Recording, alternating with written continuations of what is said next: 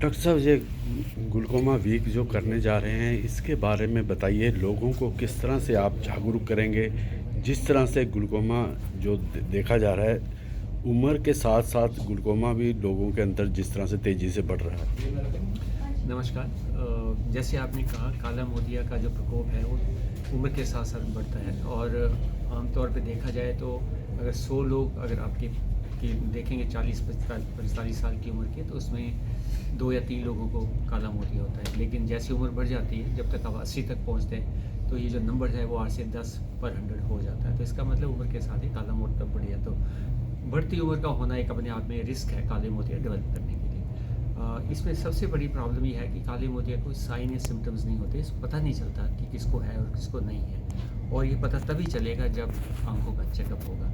तो ये जो हम मना रहे हैं, जो ग्लूकोमा अवेयरनेस प्रोग्राम जो हम कर रहे हैं, वर्ल्ड ग्लूकोमा वीक, तो ये सारी दुनिया में ही मनाया जाता है, क्योंकि ये जो प्रॉब्लम है सिर्फ हमारी नहीं है, सारी दुनिया में ही है। और हमारी खासकर ज़्यादा, क्योंकि हमारी पॉपुलेशन ज़्यादा है, तो इसलिए हमारे लिए और भी ज़्यादा इसकी इम्पोर्टेंस ज़्यादा हो जाती है। इसमें हम ये है कि थोड़ा प्रेस कॉन्फ्रेंस जैसे कर रहे हैं, कुछ न्यूज़पेपर्स वगैरह में इसके आर्टिकल्स आएंगे, रेडियो पे हम रिकॉर्ड कर चुके हैं, एफएम पे आएगा ये।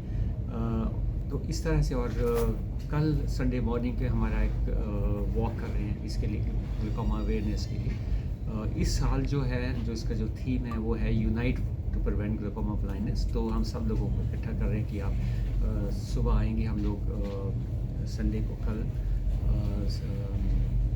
7:30 पे शुरू होगा ये रॉक गार्डन से, और लेक तक हम वॉक करेंगे with black cars and etcetera.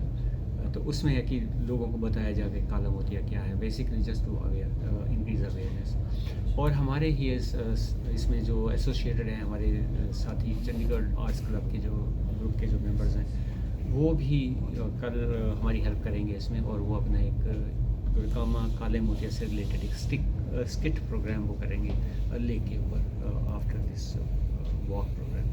Doctor साहब, काला मोतिया क्यों होता है और कब सचेत हो जाना चाहिए और डॉक्टर के पास आना चाहिए? काला मोतिया अपने आप डेवलप हो जाता है, जैसे बाकी बीमारियां कई बार आ जाती हैं, हो जाती है। कई बार इसका कोई ऑब्वियस कारण नहीं होता। तो आप मान लो कि जो आदमी की जो जेनेटिक कंपोजिशन है उसी में कुछ इस तरह का होगा कि काला मोतिया हो जाता है। इसके अलावा कुछ और चीज़ें होती हैं जिसमें, जैसे उम्र का बढ़ना मैंने बताया, कुछ लोगों को जैसे चश्मा लगा होता है, शॉर्ट साइकिल है, उनको थोड़ा सा इसका प्रकोप ज़्यादा होता है।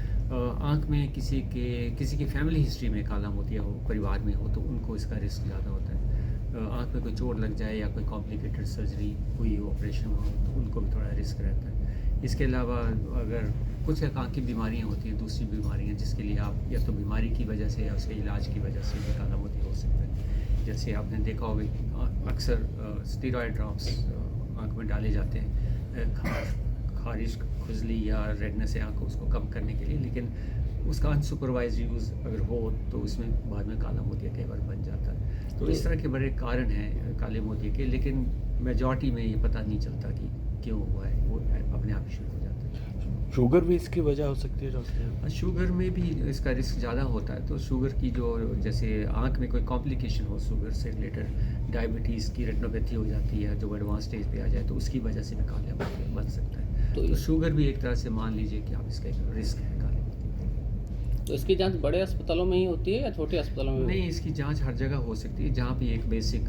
आई एग्जामिनेशन के लिए सेटअप मौजूद है, तो वो वहाँ पे हो सकता है। तो क्योंकि इसका जो डायग्नोसिस है वो एक क्लिनिकल एग्जामिनेशन पे ही बेस होता है ज़्यादातर, वहीं से कहानी शुरू होती है। जब आप अच्छे से पेशेंट को देखते हो तो आपको अंदाज़ा हो जाता है कि इसमें काला मोतिया है या हो सकता है। तो जब ऐसा हो तो फिर इन्वेस्टिगेशन तो जैसे बाद में आती है। तो कोई भी आंखों का डॉक्टर, अच्छी ट्रेनिंग जिनकी हुई है, वो इसको इलाज इसका डायग्नोसिस कर सकते हैं और उसका इलाज भी कर सकते हैं। हाँ, ये ज़रूर है कि कुछ इक्विपमेंट की ज़रूरत पड़ती है उसके टेस्ट वगैरह की, उसके लिए हो सकता है थोड़ा दूसरे हॉस्पिटल में जाना पड़ेगा, लेकिन जो बेसिक सेटअप के रहते ये काम कहीं भी हो सकता है। तो जैसे पीजीआई ने फ्रैक्शन टेस्ट फ्री किया है, जी। तो फ्रैक्शन टेस्ट से उसी से पता चलता है मोतिया? नहीं, वो तो अलग तो नंबर होता है। रिफ्रैक्शन की बात कर रहे हैं, वो तो जो चश्मे का नंबर हम जांच करते हैं वो चीज़ है। लेकिन जो काले मोतिया के टेस्ट हैं वो भी फ्री में ही होते हैं हमारे यहाँ। हाँ, तो डॉक्टर साहब, लोगों को एक आप देना चाहेंगे क्योंकि लोग आजकल अपने आप मेडिसिन चाहते हैं और अपने आप दवाइयाँ ले लेते हैं। क्या एक मैसेज, एक सुंदर मैसेज लोगों को अवेयर करने के लिए?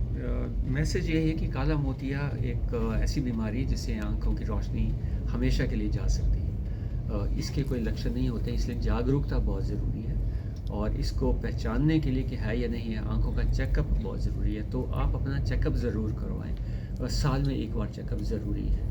और अगर कोई बीमारी है आंखों की, उसके लिए आप दवाई ले रहे हैं तो उसको भी आप अंडर सुपरविजन ही लीजिए। अपने आप से सेल्फ मेडिकेशन नहीं करना है। कई बार डॉक्टर की सलाह से आप दवाई तो शुरू कर देते हैं लेकिन उसको बंद फिर नहीं करते, उसको कंटिन्यू करते रहते हैं। वो भी एक ख़तरनाक प्रॉब्लम होती है कि उसकी वजह से ज़्यादा प्रॉब्लम होती है, क्योंकि जो सेल्फ मेडिकेशन अगर उसमें होगी तो फिर उसके जो साइड इफ़ेक्ट्स हैं वो आते रहेंगे और आपको पता नहीं चलेगा। थैंक यू डॉक्टर साहब।